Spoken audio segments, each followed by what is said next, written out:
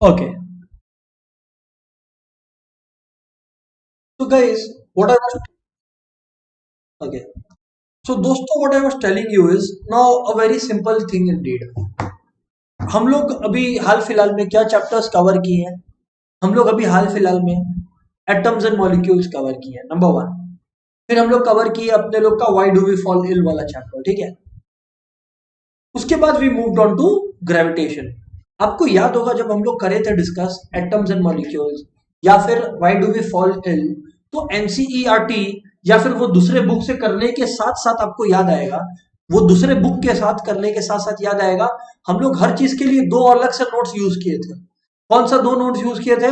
पहला नोट्स, फिर से दो नोट्स यूज किए थे। उसमें पहला नोट्स था पास्ट ईयर पेपर्स, जिसमें वो जो लॉन्ग क्वेश्चंस था ना, क्योंकि अब एमसीक्यू का वेटेज कम हो जाएगा, इसीलिए लॉन्ग क्वेश्चंस किए थे डिस्कस, जैसा ग्रेविटेशन का लास्ट क्लास में किए थे।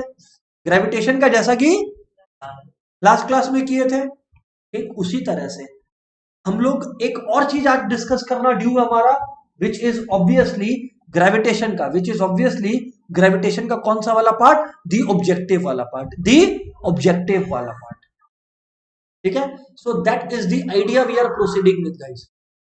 इस आइडिया के साथ हम लोग प्रोसीड कर रहे हैं। So make sure you are well versed with the same, you are well prepared with the same. एक बात और बता देता हूं आप लोग को, एक बात और बता देता हूं आप लोग सभी को।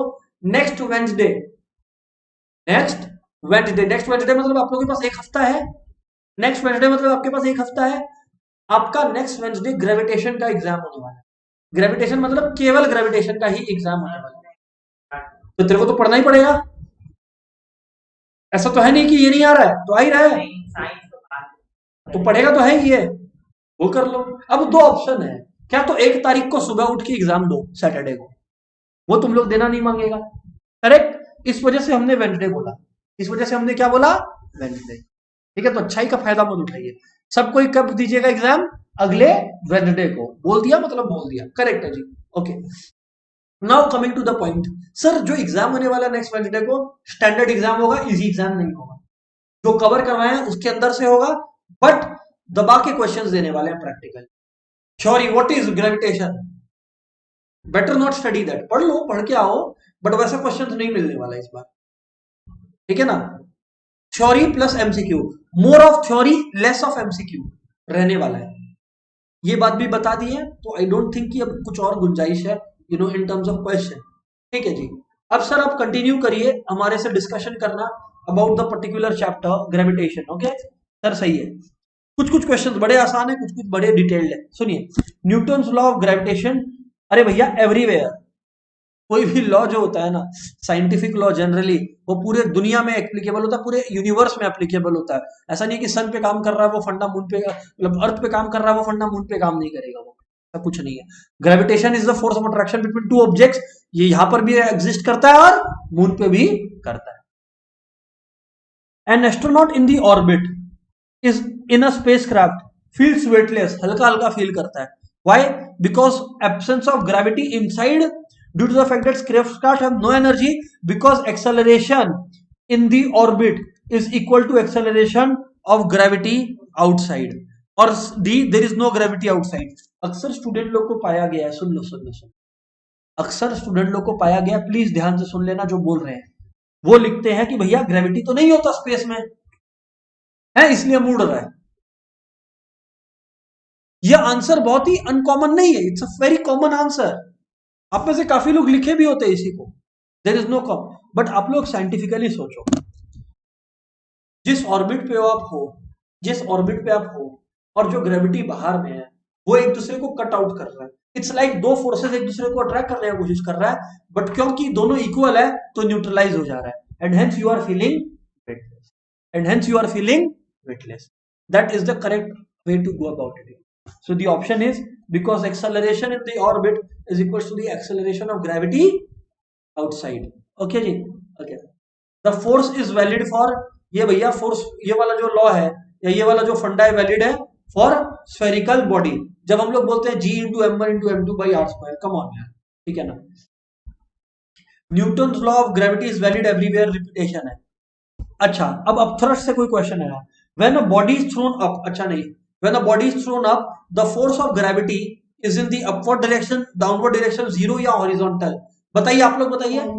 डाउनवर्ड। आपको क्या लगता है गुंजन? डाउनवर्ड? आपको भी डाउनवर्ड लग रहा है? सही है यार। ऐसा थोड़ी हो गया आप ऊपर उड़ रहे हैं तो ग्रेविटी बोलेगा आ जा, हम हेल्प कर देता है। अरे ऐसा नहीं होता है ना।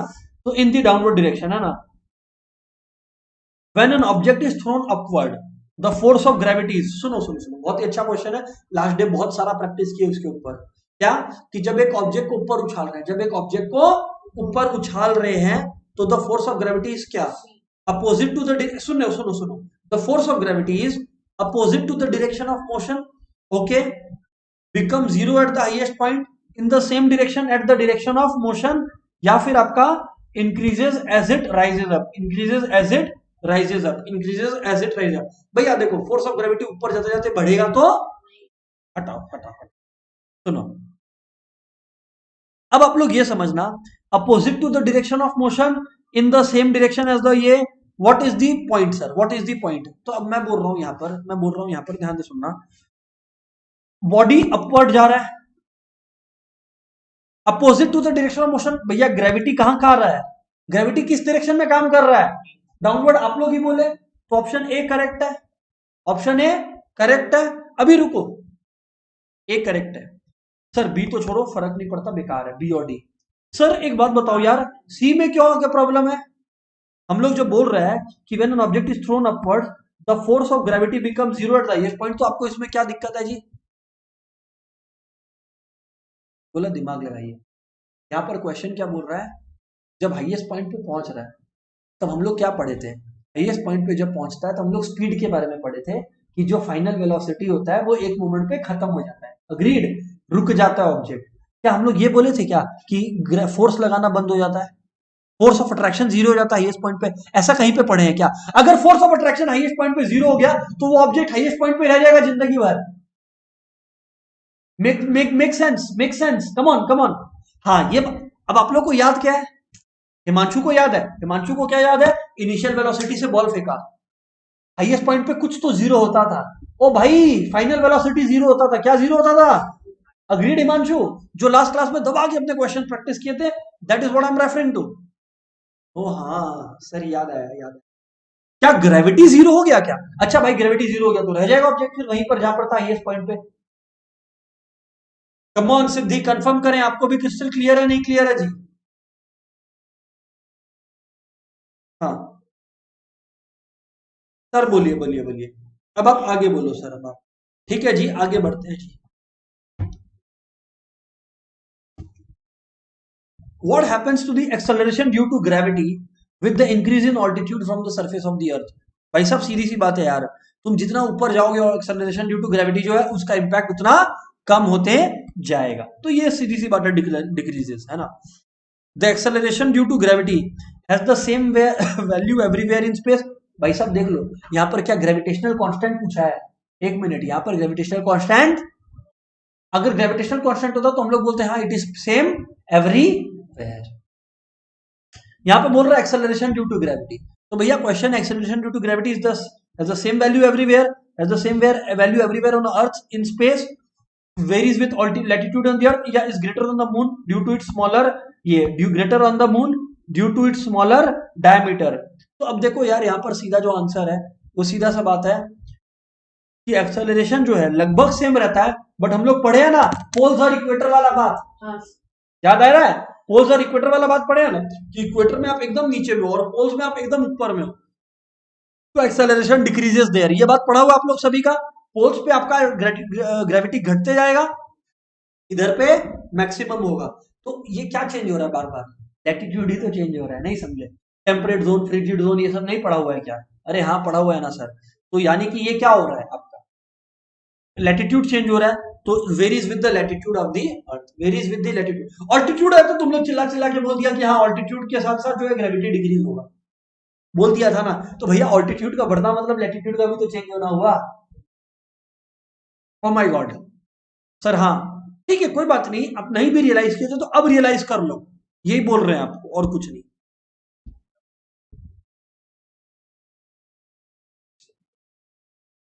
Okay. Which of the following statement is और आर करेक्ट, है ना। Mass of an object is the measure of inertia, heavier the object smaller is the inertia, the mass of an object is a variable. अरे sir what the hell is inertia? Inertia का मतलब मैंने आप लोगों को बताया था शुरुआत में, आपको याद है जब हम लोग न्यूटन लॉ ऑफ मोशन पढ़ रहे थे, तो न्यूटन के 3 लॉ बताए थे, उसमें से पहला लॉ क्या था? Law of inertia. Law of inertia क्या बोलता है भैया?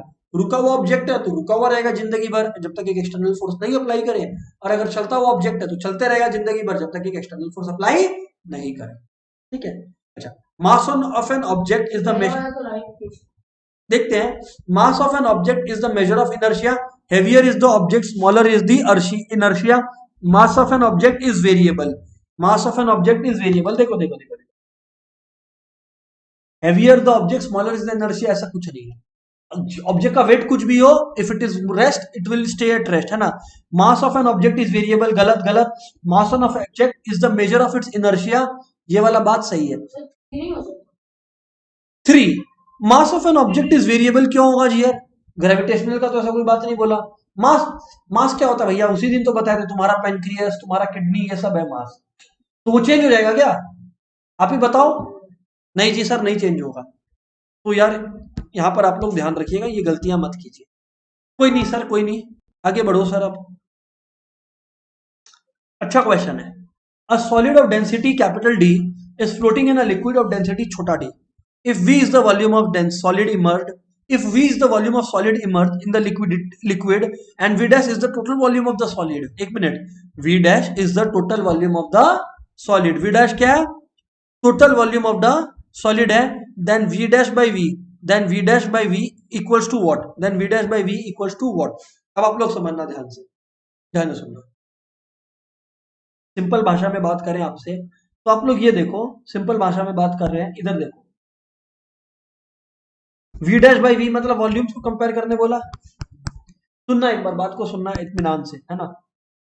V dash is the total volume of the solid, and if V is the volume of the solid submerged in the liquid and V dash is the total volume of the solid, मतलब इसका मतलब है कि वो float कर रहा है, मतलब वो, नहीं समझे? नहीं समझ में आया? फिर से बोलते हैं, सुनते जाना।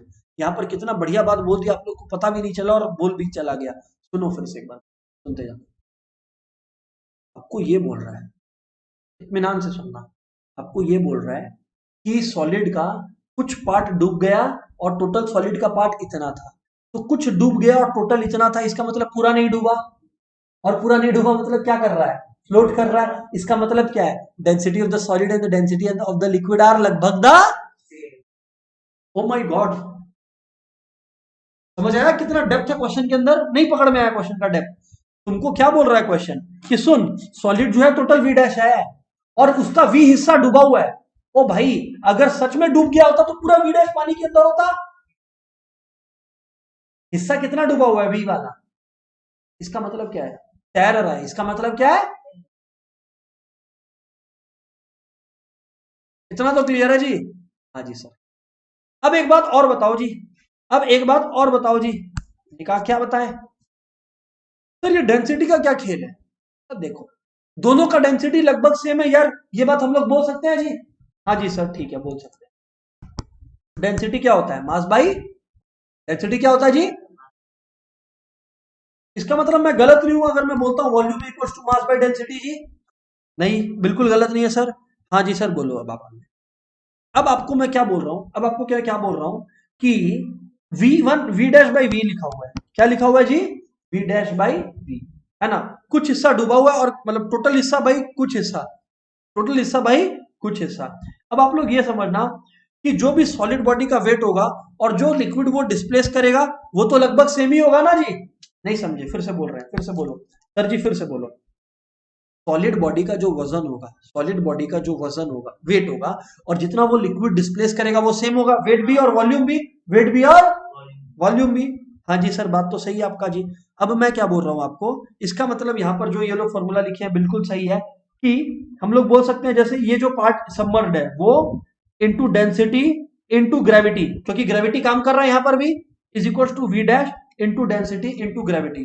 सर नहीं समझ में आया बात को? सुनना सुनना, डी किसका डेंसिटी है? डी किसका डेंसिटी है? लिक्विड का। देख लो, अग्रीड डिसअग्रीड? ओ भैया, अग्रीड की डिसअग्रीड? Agreed, agreed sir. अब अगर आप लोग समझोगे, वेट का फॉर्मूला आप लोगों को पहले बताया हुआ है, V into D into G. क्या बताया हुआ है? V D G. क्या? V D G. जहां पे जी ग्रेविटी है, डी डेंसिटी और वी वॉल्यूम है। अब आप लोग समझने का कोशिश करो कि जब वी डी जी और वी डी जी इक्वल है, वी वाला हिस्सा डूबा हुआ है, जो हिस्सा डूबा हुआ है उस पर कौन सा डेंसिटी एक्ट कर रहा है? लिक्विड का डेंसिटी एक्ट कर रहा है, तो इसका मतलब डी कैपिटल लिए। ग्रेविटी तो दोनों के केस में जी होगा। अच्छा, अब वी डैश वाला जो हिस्सा है, वी डैश वाला जो है टोटल हिस्सा है। अब टोटल सॉलिड का डेंसिटी क्यों कैसे निकालेगा? टोटल सॉलिड का वेट कैसे निकालेगा? टोटल सॉलिड का वॉल्यूम, टोटल सॉलिड का वॉल्यूम इनटू सॉलिड का डेंसिटी इनटू ग्रेविटी। सर एक बार फिर से, I am not satisfied with the explanation, I can give a better explanation. और बेटर एक्सप्लेनेशन देता हूं, सुनो आप लोग।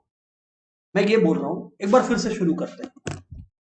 वेट इक्वल होगा, दोनों का वेट इक्वल होगा। अग्रीड है जी? जी सर बिल्कुल। मुझे सबसे पहले लिक्विड का वेट निकालना है, मुझे सबसे पहले लिक्विड का वेट निकालना है। आज वेट निकालने के लिए मुझे पता है मैं volume into density into gravity करूंगा, कोई दिक्कत आपको नहीं है। अब एक बात बताना ना जी, एक बात समझना ना जी, लिक्विड का डेंसिटी क्या दिया हुआ है? कैपिटल डी, देख लो। ठीक है, मैंने कैपिटल डी लगाया।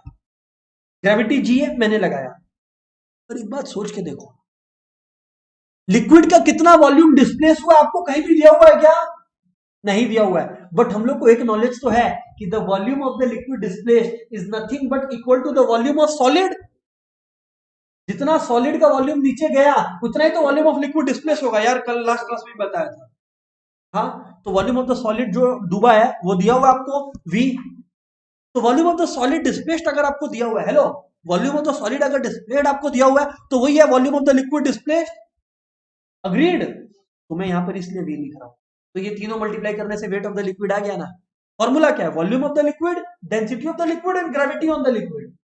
बट v हमें पता है volume of the solid which is equal to the volume of the liquid displaced. और यहां पर अगर सॉलिड का बात करें तो सॉलिड का वॉल्यूम क्या है? v dash. सॉलिड का वॉल्यूम क्या है? d। ग्रेविटी दोनों जगह क्या है? g उड़ गया, g उड़ गया। अपने लोग क्या है, क्वेश्चन क्या बोला? v डैश बाई v निकालो, तो v को इधर भेज दो, तो v डैश बाई अपने क्या आ गया जी? v dash by v equals to capital D by. ओ, क्या सीखने मिला क्या नया चीज? हाँ जी sir. Come on everyone, crystal clear है क्या जी? तो गाइस अब आप लोग का गलती कब होगा अगर आप लोग इस चीज को प्रैक्टिस नहीं करते हो, इस चीज को जस्ट चलो ठीक है, हाँ हाँ बता दिए, अच्छा की बोल के निकल गए, वहां गलती हो जाएगी जी आपकी। ओके जी, आगे बोलो जी। अब सिंपल है क्वेश्चन, ये अच्छा है। If more force is required to bring a body into acceleration, the body has, सुनो सुनो सुनो, अगर बॉडी के ऊपर और ज्यादा फोर्स लगवाना पड़ रहा है to bring a body into unit acceleration, the body has less mass, zero mass, more mass, mass is independent of force. क्या बोलते हैं आप लोग? बोलिए सर आप। समझिएगा, देखिए, ये आप लोग गेस कर रहे हो, कुछ सोचे नहीं। सोच के देखना ना एक बार, आप लोग समझने का देखने का कोशिश। आपको क्या बोला गया?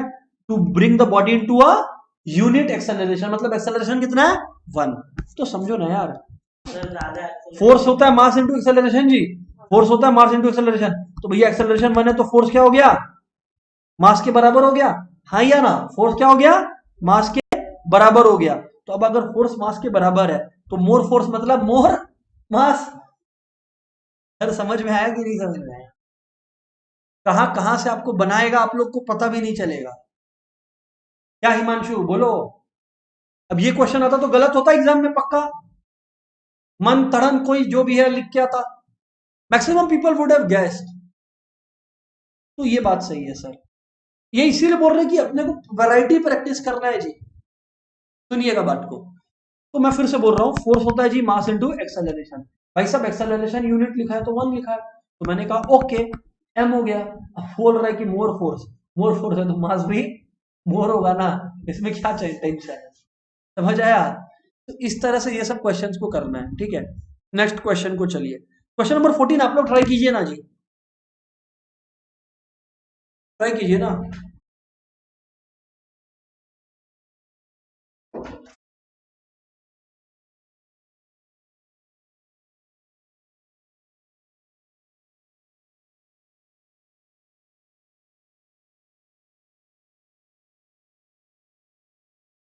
हो गया, क्या होगा जी? तो 1/6 होता है। बिल्कुल, तो उमेश जी बोल रहे हैं कि 1/6 होता है, तो यार ये ऑब्वियसली सही है, इनका जवाब बिल्कुल भी गलत नहीं है। पहले तो कॉपी करके था। वही बोल रहे हैं, the value of acceleration due to gravity at the Mount Everest is, obviously Mount Everest altitude पे है, तो जो नॉर्मल जी का वैल्यू है वो 9.8 है। तो भैया तुम आगे ऊपर जाओगे तो हम लोग पढ़े हैं, with rise in altitude the gravitation decreases, सब कोई बोलो डिक्रीजेस, तो भैया लेस देन जी होगा ना, यही तो बोलना है यहाँ पे। एग्जैक्ट वैल्यू का कोई लेना देना नहीं है, इट्स लगभग वैल्यू, इट्स लगभग value that you need to know. Okay जी, okay sir, all right sir. Next question देखो आप लोग, यार बताना, थोड़ा सोचो।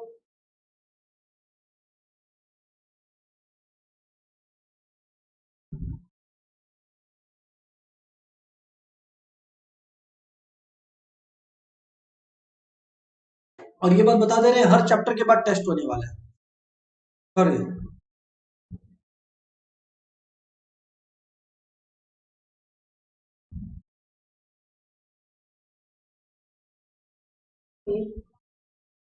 लेट्स सी, अब सोचो, थोड़ा सा सोचो। अगर आपका जवाब ए या फिर बी आ रहा है ना, तो मतलब यू आर गेसिंग, you don't know the concept, सोचो थोड़ा सा।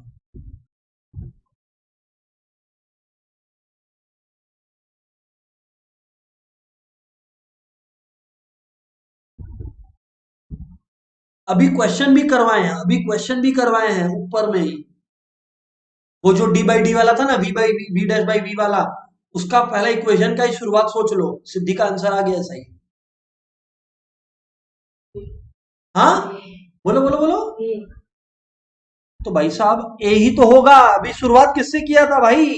ओ भाई, weight of the solid body equal to weight of the liquid displaced. तुम अभी भी नहीं सीख रहे हो भाई, weight of the solid body और weight of the liquid displaced तो इक्वल होता है। तो यार यहाँ पर तो क्वेश्चन चला के बस क्वेश्चन पूछा है कि लॉस ऑफ द, पहला पार्ट नहीं पता था, ठीक है, अब तो रिवाइज हो गया ना यार, तो is will equal to the weight of the liquid displaced, A होगा आंसर। हिमांशु फर्स्ट टाइम में राइट था, वो बी कंफ्यूज हो रहा था जबरदस्ती जी। ठीक है जी, ये सिंपल है यार। The type of force that exist between two charge objects, भैया ग्रेविटेशनल फोर्स भी एग्जिस्ट करता है और इलेक्ट्रोस्टैटिक फोर्स भी एग्जिस्ट करता है, हटा है। विच of the following is correct? Weight is a scalar quantity. Weight is not a fundamental quantity. Weight does not depend on acceleration due to gravity. देखो आंसर होगा बी, क्योंकि सीधी सी बात है, weight is not a fundamental quantity. Fundamental quantity ये होता है जिसका वैल्यू चेंज नहीं होता। पर आप लोग समझो, वेट क्या होता है? Mass into acceleration. अब ग्रेविटी हर जगह बदलता है, तो हर जगह ऑब्जेक्ट का वेट भी बदलता है। कोई भी चीज को फंडामेंटल यूनिट कब बोलते हैं? जब वो चेंज नहीं हो सके। मान लीजिए मैंने बोल दिया 1 मीटर एक फंडामेंटल यूनिट है, तो तुम यहाँ पे 1 मीटर मेजर कर या मार्स में जाके 1 मीटर मेजर कर, बराबर बोलेगा, अग्रीड। लेकिन वेट तुम यहाँ पे जो बोलेगा वही मार्स में जाके बोलेगा क्या? क्योंकि ग्रेविटी अलग है। तो it's not a fundamental unit. Fundamental unit is something यार जो टिक गया तो टिक गया, मतलब बोल दिया तो बोल दिया, it can not change with the place, with the situation and stuff. अच्छा सर, यार ये तो बड़ा आसान क्वेश्चन है यार, पास्कल किसका ऐसा यूनिट है? प्रेशर का भाई साहब, हटाओ ये सब। ग्रेविटेशनल फोर्स कौन सा फोर्स है भैया? अट्रैक्टिव फोर्स है, पास खींचता ऑब्जेक्ट्स को, ना कि दूर भगाता है। यार wow, what a good question. चलिए करिए ये वाला क्वेश्चन फटाफट, करो करो, थोड़ा सा सोचो, आपको मेरे से ज्यादा समय लगेगा सोचने में, आई गेट इट, करो तो सही।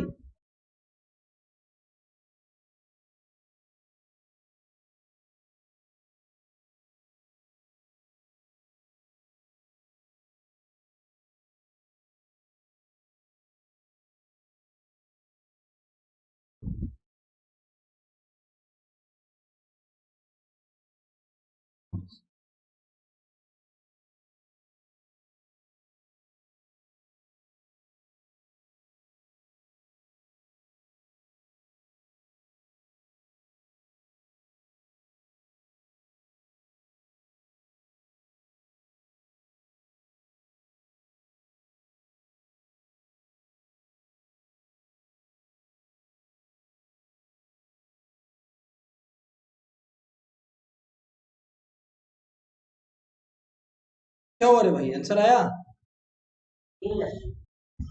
A beaker is filled with a liquid of density A up to a height h, ठीक है, डेंसिटी दिया हुआ लिक्विड का अप टू हाइट h, बिल्कुल ठीक है। If the beaker is at rest, okay ठीक है। The mean pressure at the walls is, walls पे प्रेशर अप्लाई हो रहा है जी, वॉल्स पे प्रेशर अप्लाई हो रहा है जी। अब आपको बताना है कि what is the pressure at the walls, ये वाला भी करवा दी है अभी। जिसको वो वाला फॉर्मूला याद है D by D V by V वाला, वो कर देगा इस क्वेश्चन को पक्का। हाँ गुंजन बोलिए, श्योर नहीं है तो क्या हुआ, सोचिए।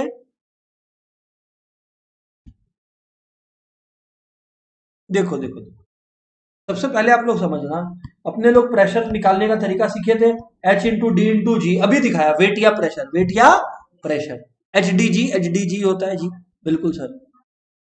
A beaker is filled with a liquid of density A. If the beaker is at rest, the mean pressure of the walls is, mean pressure at the walls is, यार अब ये mean pressure at the walls का मतलब क्या हो गया, on an average walls में कितना प्रेशर लग रहा है। क्योंकि समझो नॉर्मली प्रेशर दोनों तरफ से होता है, पर यहां पर इधर से जीरो है, इधर से और इधर से एच डी जी है। ओ भाई साहब, इधर से जीरो और इधर से एच डी जी है, तो zero plus H D G by to. अच्छा सर, आपको कैसे पता यहां से जीरो है, क्योंकि एट रेस्ट है। थैंक यू हिमांशु, वो बोल रहे हैं एट रेस्ट दिया हुआ है, तो भैया रेस्ट दिया हुआ तो मतलब कोई छेड़छाड़ हो नहीं रहा है, तो भैया जब हो ही नहीं रहा तो ये जीरो है, और ये क्या है अंदर में, एच डी जी, दोनों को ऐड करके एट बाई टू कर दीजिए, तो zero plus H D G by two by to.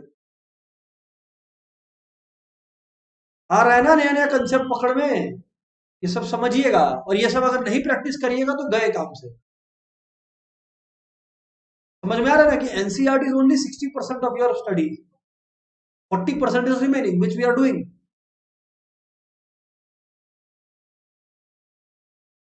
चलो आगे देखते हैं, नेक्स्ट क्वेश्चन क्या है, बताइए, आप ही लोग बताइए सर। एक वैक्यूम है, देख लीजिएगा, हिंट है, एक वैक्यूम है।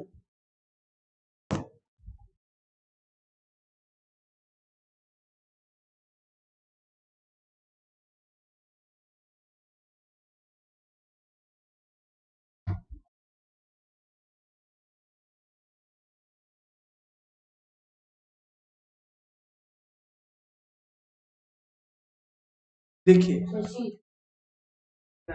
वेरी गुड,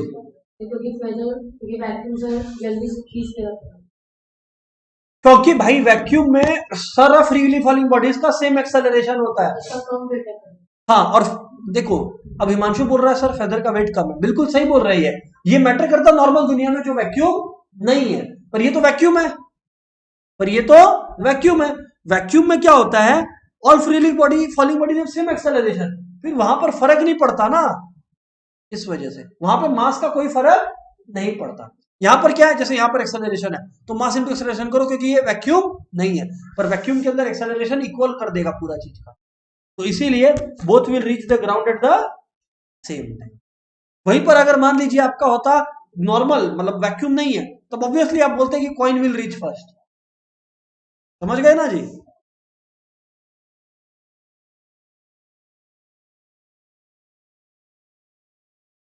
ये सिंपल है यार, ये सब जो है कि when a solid body is partially और completely immerse, fluid exerts an upward force and that force is called upthrust. ये किसका प्रिंसिपल है भैया, आर्किमिडीज का। अरे टिंडल इफेक्ट तो कुछ और ही है, वो जो लाइट पास करता है टिंडल इफेक्ट तो वो था, याद आ रहा है। हाँ, न्यूटन लॉ ऑफ मोशन कुछ और है, बर्नौलीज थ्योरम कुछ और है। बर्नौलीज थ्योरम आता है मैथ्स के अंदर, प्रोबेबिलिटी थ्योरी, बर्नौली का लॉ वहां काम आता है, तो कोई काम नहीं है इधर में, है ना। बढ़िया क्वेश्चन है। रिलेटिव डेंसिटी ऑफ सिल्वर है 10.8, ठीक है, 10.8 रिलेटिव डेंसिटी ऑफ सिल्वर है, और डेंसिटी ऑफ वाटर है इतना। What is the density of silver in SI units. करिए क्वेश्चन जी, आप लोग ही करिए, करिए, क्वेश्चन दिख रहा है पूरा आप लोग को।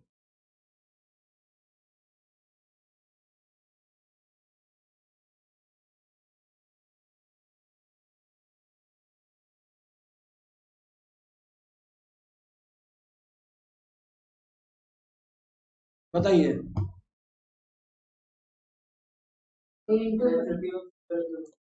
सुनिए,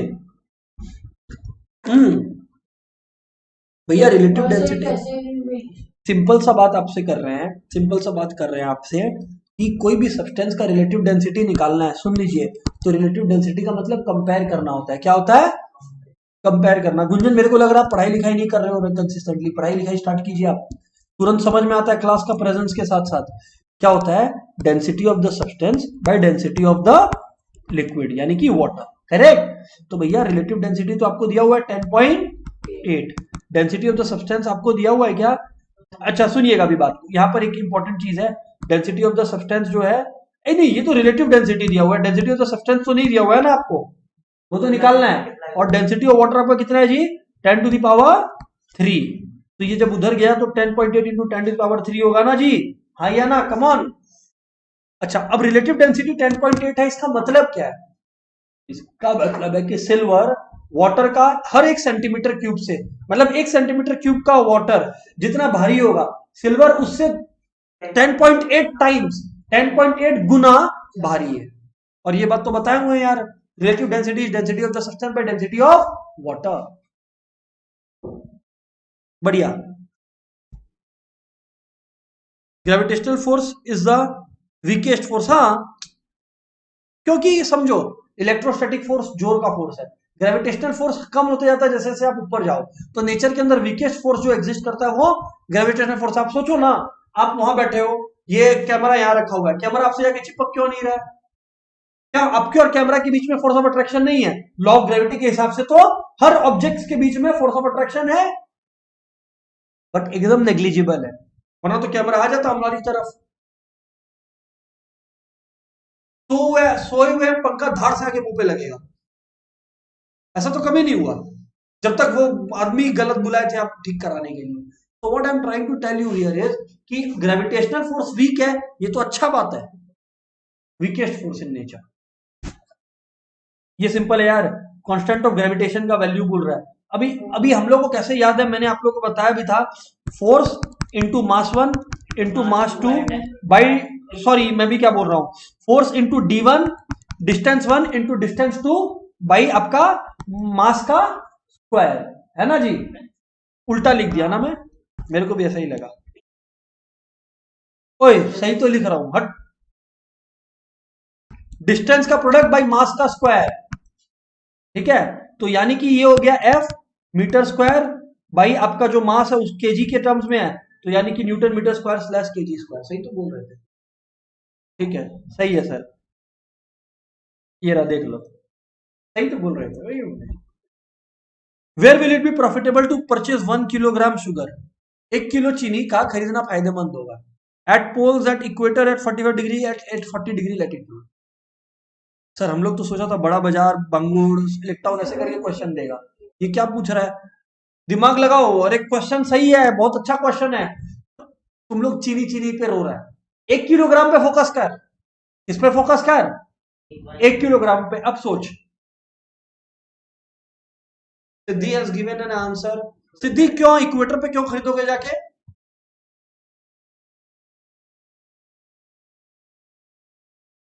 इक्वेटर पे बोल रहे हैं आप, वेट कम होता है इसलिए आप बोल रहे हो, that is the reason. Correct, absolute logic. सुनिए, since the value of G is minimum, gravity का वैल्यू मिनिमम एट इक्वेटर।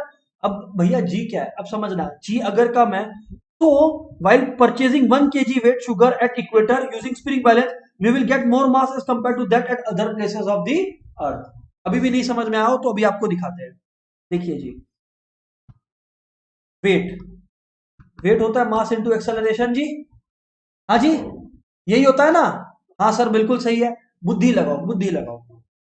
मास आपको निकालना है, क्या निकालना है आपको? आपको मजा तो तब आएगा ना जब ज्यादा से ज्यादा चीज आपके पास आए।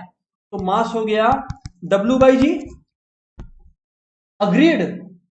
अब इक्वेटर पे ये मिनिमम होता है, इक्वेटर पे ये लोएस्ट है तो ये मैक्सिमम है, तो इसका मतलब मास मैक्सिमम है।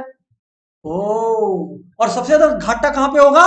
पोल्स पे, क्योंकि पोल्स पे जी मैक्सिमम होगा। क्लियर है? तरह से काम होगा।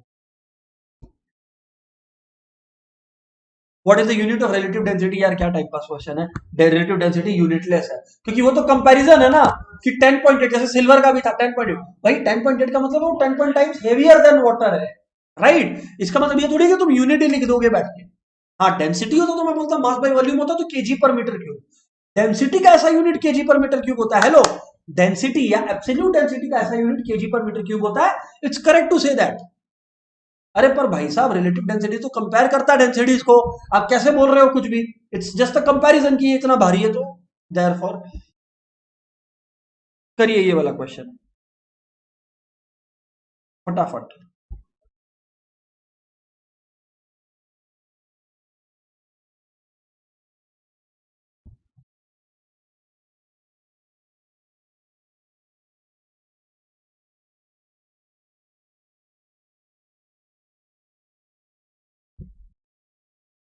क्या जी? ए हो सोचिए सोचिए, रिलैक्स कीजिए और थोड़ा सोचिए, जरूरत पड़े तो लिखिए भी।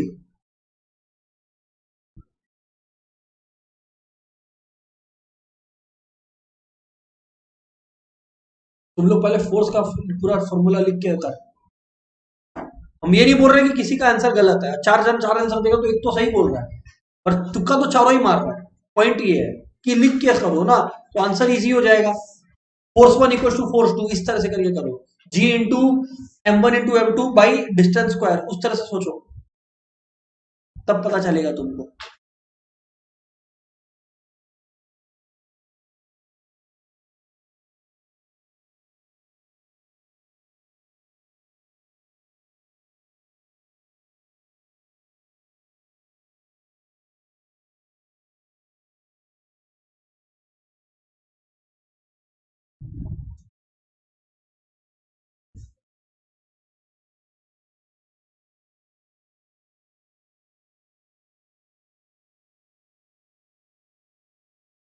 चलो अब इधर देखो, इधर देखो, इधर देखो। अब आओ, इधर आओ, तो सेव कर देते हैं। एक सेकेंड गाइस।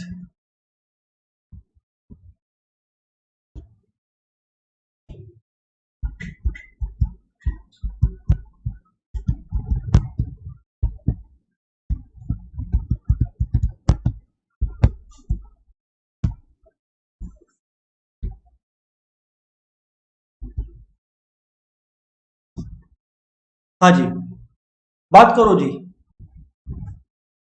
सो भाई साहब बात ऐसा है, क्या बोल रहा था, हाँ, एक ऑब्जेक्ट का मास 4 गुना हो गया और एक ऑब्जेक्ट का मास, अब छोड़ो मास पास छोड़ो, फोर्स वन क्या है, gravitational constant into mass one two mass two by distance का स्क्वायर। अग्रीड है जी? हाँ जी साहब अग्रीड है। अब भैया मैं क्या बोल रहा हूं, हुआ ये कि एक का ऑब्जेक्ट नंबर वन का, ऑब्जेक्ट नंबर का मतलब जो ऑब्जेक्ट नंबर वन है उसका, सुन लीजिएगा ध्यान से, ऑब्जेक्ट नंबर वन जो है उसका क्या हुआ, उसका मास को 4 टाइम्स कर दिया गया और इसका मास 16 टाइम कर दिया गया। तो ओवरऑल में हम लोगों ने क्या कर दिया, ऊपर में हम लोगों ने मल्टीप्लाई कर दिया 64, कितना, 64। अग्रीड?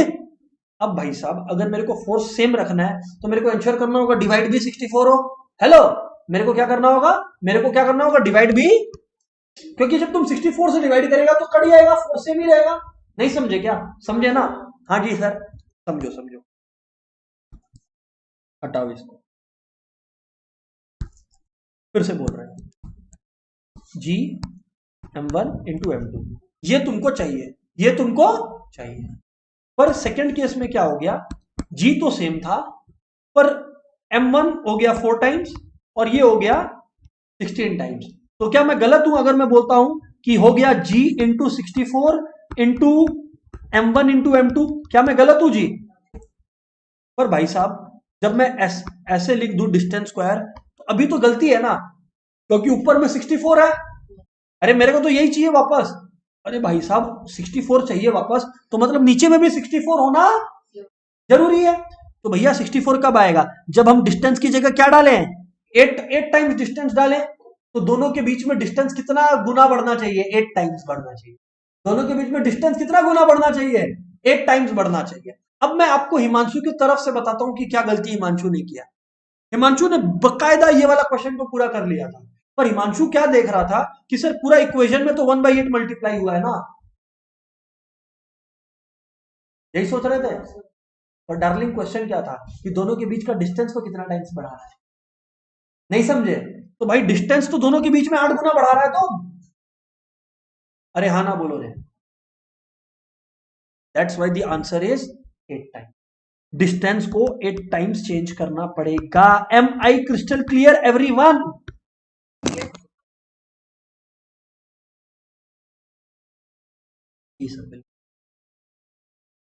इस क्वेश्चन को अलग अलग तरीका से पूछ सकता था। बोल सकता था कि बता नया जो फोर्स क्रिएट होगा वो कितना टाइम से ओरिजिनल फोर्स का, तो आंसर होता क्या 64 टाइम्स। आंसर क्या होता?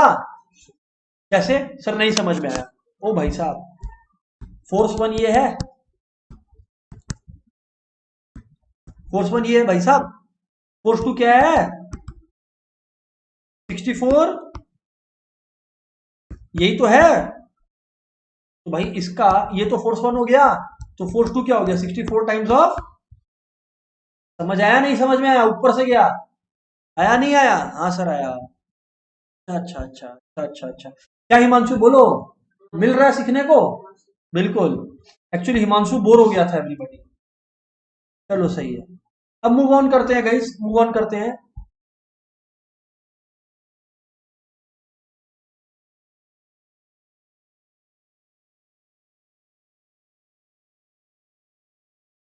चलो जी, तो आंसर 8 टाइम्स है ना? हाँ जी 8 टाइम्स है, ये रहा। ठीक है, इन्होंने भी वही किया जो हमारा आपने किया था, एग्जैक्टली सेम ही किया। देख लीजिए जी, देख लीजिए जी। आगे बोलो सर अब आप, तो टाइम पास है। हाँ ये अच्छा क्वेश्चन है।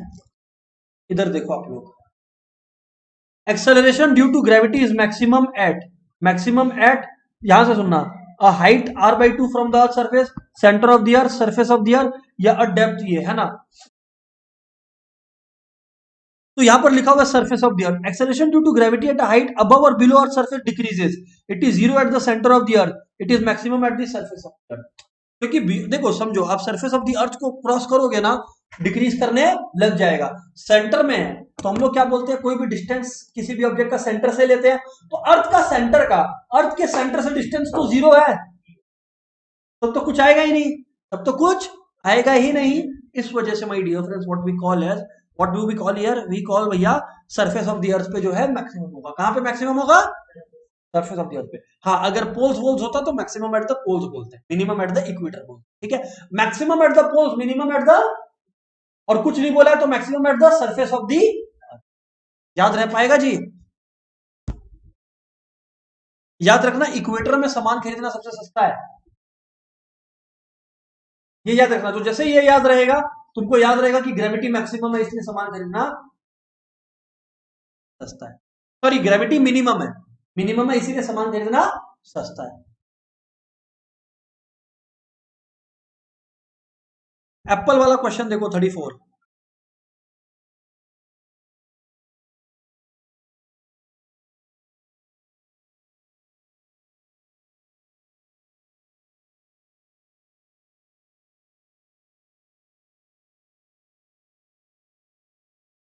क्या जी? कि और क्या चला मार्स में और सुनिए, an apple falls toward the earth because the earth attracts it. ठीक, the apple also attracts the earth by the same force. Why do we need to, why do we not see the earth rising toward the apple? Acceleration of the earth is very large compared to action of the earth is equal to, action of the earth is neither high nor too low, action of the earth is very small when compared to, समझना, ध्यान से सुनना, ध्यान से सुनना, सुनना। आपने सोच लिया था क्या? अभी इधर सुनिए, देखिए, अर्थ का मास ज्यादा है, अर्थ का मास ज्यादा है, अर्थ का मास तो ज्यादा है ना भाई। हाँ, अगर मास ज्यादा है तो एक्सेलरेशन कम होगा, तो इस वजह से जो है ये आंसर है। अरे भाई अगर अर्थ का एक्सेलरेशन ज्यादा होता तो अर्थ तो घूम रहा होता अपने हिसाब से, जहां तहां चला जाता। नहीं समझ रहे हो ये बात? जो सन के अराउंड घूम रहा है फिर मार्स के पास जा रहा है, ये सब होने लगता फिर। नंबर 36 देखिए जी, द वैल्यू ऑफ जी कहां जीरो होगा? ओ ग्रेविटी जीरो कहां पे होता है, अभी बता क्या है हम, बीच में, मतलब इक्वेटर, ये बोल रही है गुंजन, इक्वेटर, इक्वेटर क्या भाई, इक्वेटर तो सेंटर ऑफ द अर्थ पे है ना, eight the centre of the अर्थ, बिल्कुल जी। A spaceship moving in space, person experiences weightless. हाँ, because of the value of mass is zero. नहीं नहीं नहीं, मास तो ही किडनी पैंक्रियास थोड़ी छोड़ के जाता है अर्थ पे स्पेस जाते समय, समझ गया ना? क्योंकि ग्रेविटी जीरो हो जाता है, क्योंकि ग्रेविटी जीरो हो जाता है तो वेट, एक्चुअली ग्रेविटी भी जीरो नहीं होता, ग्रेविटी का इंपैक्ट जीरो होता है, क्योंकि gravity outside and gravity inside counter balance each other, बताया भी था, भी शुरुआत भी आज इसी से हुआ था। ओ हाँ यार, याद आया। सर चलो आगे बैठो। इजी क्वेश्चन है, a balloon of mass m is rising with acceleration a fraction of its mass is detached from the balloon, its acceleration will increase। अरे भैया तुम जो है, एक बलून राइज कर रहा है with an acceleration A, a fraction of its mass is detached from the balloon, balloon का एक छोटा सा पार्ट गिर गया, इस एक्सेलरेशन विल, तो मास कम हो गया, मास कम हो गया, ऊपर जाने में हेल्प होगा बलून का, खत्म। इधर देखो ये वाला क्वेश्चन बढ़िया है जी, कहा गया ये रहा। हाँ, आयरन, एक पीस ऑफ आयरन है जिसका डेंसिटी है, आयरन का डेंसिटी दिया हुआ है and volume is total, a piece of iron और डेंसिटी इतना एंड वॉल्यूम इतना, calculate the apparent weight, apparent weight को बोल रहा है एपरेंट वेट इन वाटर बताओ। अभी देखो आप लोग एक चीज समझना, हम लोग पढ़े हैं एक कंसेप्ट एचडीजी, हाँ या ना बोलिए जी, अरे हेलो, हाँ सर पढ़ा है ना? तो अभी यहां पर जो है क्वेश्चन क्या पूछ रहा है, एपरेंट वेट इन वाटर, समझना। एपरेंट वेट का क्या मतलब होता है आप लोग समझना, रियल लाइफ में क्या होता है, एक सच में वेट होता है, एक सच में वेट होता है, और एक अपथ्रस्ट पड़ता है, एक अपथ्रस्ट पड़ता है, तो ट्रू वेट में से अपथ्रस्ट माइनस होना पड़ेगा, दैट इज एपरेंट वेट। ओह, और ट्रू वेट आपको क्या दिया हुआ है, समझना बात को, अगर आपका देखें ट्रू वेट, तो true weight of the iron piece आपको दिया हुआ है ये वाला चीज, मतलब अगर इसके टर्म में देखें तो कितना है, नहीं समझे, नहीं समझे भैया, ये तो वाटर का डेंसिटी है, ये तो ट्रू वेट तो यही है 7.8 न्यूटन जी। अच्छा अगर किसी को नहीं समझ में आया है तो ये समझो, छोड़ो छोड़ो छोड़ो, डेंसिटी मास बाय वॉल्यूम होता है, हाँ या ना जी? अरे भैया डेंसिटी मास बाय वॉल्यूम होता है। अब आपको अगर मान लो कि निकालना है आयरन का, लेट्स से आयरन के केस में, तो आप लोग को पहले ये समझना पड़ेगा कि आयरन का वेट तो निकालते रहिएगा बाद में आप लोग, पर सबसे पहले आप लोग को ये समझना है कि डेंसिटी दिया हुआ ही है, ठीक है, मास दिया हुआ ही है, वॉल्यूम दिया हुआ ही है, तो यार ये जो वॉल्यूम है ये तो वाटर का है ना, तो 7.8 इंटू, समझना, 7.8 इंटू 10⁻³ है भाई, ये जो है 100 सेंटीमीटर क्यूब है भाई, ये जो है वो 100, भाई साहब मीटर क्यूब में डालेंगे सब कट कट के खत्म हो जाएगा, तो आपका आएगा 7.8 न्यूटन, 7.8 न्यूटन। और upthrust of iron piece in water, upthrust का फॉर्मूला आप लोग को एचडीजी लगाना पड़ेगा, वाटर का डेंसिटी इंटू वाटर का हाइट इंटू ग्रेविटी। ये इस क्वेश्चन को ना इधर हम मार्क कर रहे हैं, इस क्वेश्चन से रिलेटेड एक डिटेल डिस्कशन आपके साथ करने वाले हैं ना, क्योंकि मेरे को एक डिटेल डिस्कशन करना है, ये हड़बड़ा के हो रहा है क्वेश्चन, ये वाला क्वेश्चन के एक्सप्लेनेशन से I am not very happy, आप लोग इसको रखिएगा, हम लोग नेक्स्ट क्लास में इसको कवर करने वाले हैं, अभी आगे बढ़ रहे हैं ना, अभी आगे बढ़ रहे हैं, नॉट वेट हियर, ओके। बोलिए सर क्या रिपीटेड है,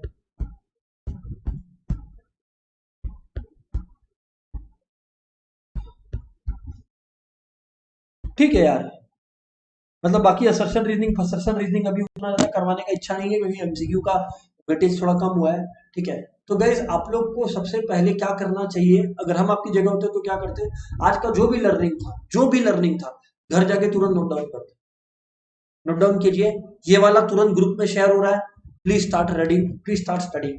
एक 41 को याद रखिएगा, मेरे को याद दिलाइएगा नेक्स्ट क्लास में, whenever we have our next practical class, मैं सिर्फ ये क्वेश्चन करूंगा and then I move on to the next chapter, ठीक है। That's it for the day guys, goodbye everyone, good night everyone.